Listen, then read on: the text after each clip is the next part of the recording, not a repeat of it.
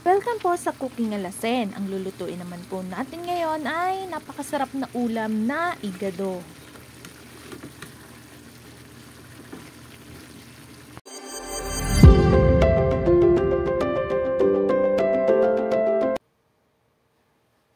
Meron ho ako dining mahigit kalahating kilo na laman ng baboy. Atin laang ho aring hihiwain sa maliliit para hunggarine. At ari naman ho ang hindi mawawala kapag sinabing igado, ang atay ng baboy. Atin laang din ho aring hihiwain ng parang pang bite size.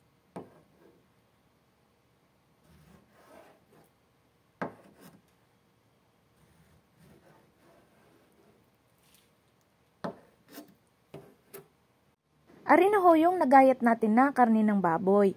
Atin laang hong sasangkapan ng 2 kutsara ng toyo at 2 kutsara ng oyster sauce.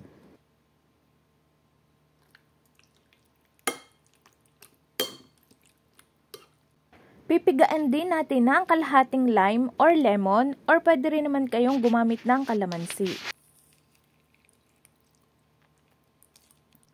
Ibabadlaang natin ang ating karne ng mga 15 minutes. Sunod naman natin titimplahan ang ating atay ng baboy. Maglalagay din tayo ng 2 kutsara ng toyo at 1 kutsara lang ng oyster sauce. At lalagyan din natin ng kalahating lime or lemon ang ating atay ng baboy.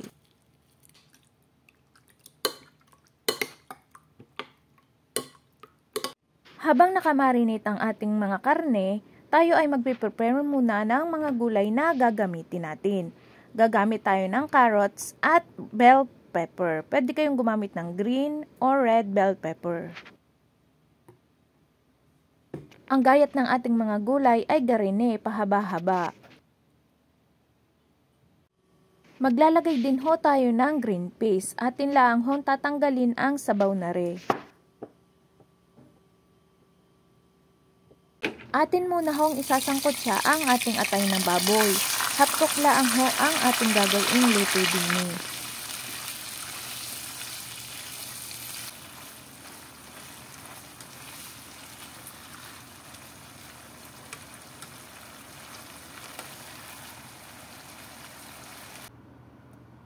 Sa same pan, atin na hong igigisa ang ating sibuyas at bawang.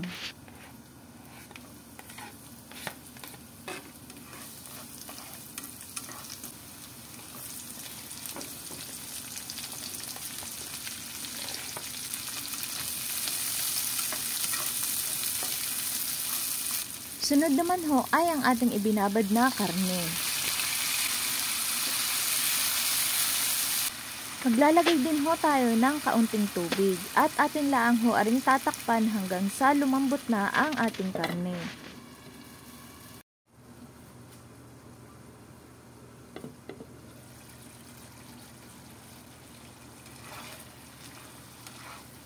Malambot na ang ating karne ng baboy kaya maaari na nating ilagay ang ating carrots, bell pepper at green peas.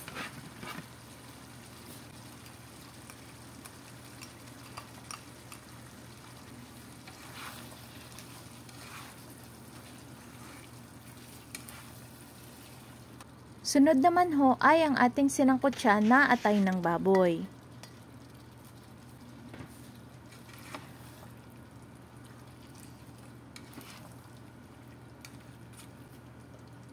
Atin na ho aring titimplahan ng paminta at kaunting asukal. Hindi na ho ako maglalagay ng kahit na anong pampaalat dahil na-marinate naman ho natin yung karne at atay ng baboy. Kung mapapansin nyo ho ay iga na yung ating niluluto. Pero wag ka ho kayong mag-a-add ng tubig dahil ari naman ho ay kusang magkakaroon ng sabaw. Isimmer laang ho natin na rin ng mga 10 minutes. Pagkalipas ho ng 10 minuto, ari ho yung sinasabi ko sa inyo na magkakaroon siya ng sarili niyang sabaw. Atin laang ho aring hahaluin hanggang sa lumapot na yung sabaw ng ating igado. Kung kayo ho ay nakaabot na sa puntong ari, baka naman ho maaring makilike at subscribe sa Cooking Alasen at i-hit ang notification bell para updated kayo sa mga bago nating upload na recipe. Mura na, masarap pa. Kapag kagarinihong lumapot na yung sabaw ng ating igado, patayin nyo na ho ang apoy at iserve nyo na with rice.